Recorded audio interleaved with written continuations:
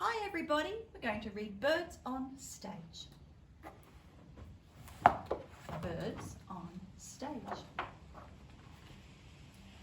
This bird is as green as a pea. When it flies, it hums like a bee.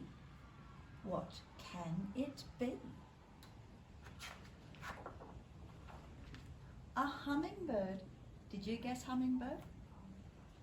This bird has an egg like a ball. It's the biggest bird of them all. What can it be? An ostrich. This bird loves the cold and the snow. It looks like it's all dressed for a show. What can it be? A penguin. This bird has a pretty surprise.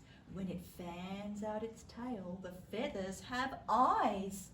What can it be? A peacock. This bird is as pink roses. It stands on one leg when it dozes. What can it be?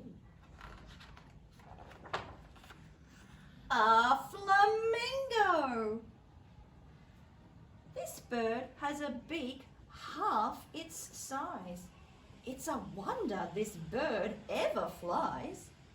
What can it be? A toucan. This bird has a beak curved for cracking. It likes to eat crackers when it's snacking. What can it be? A parrot.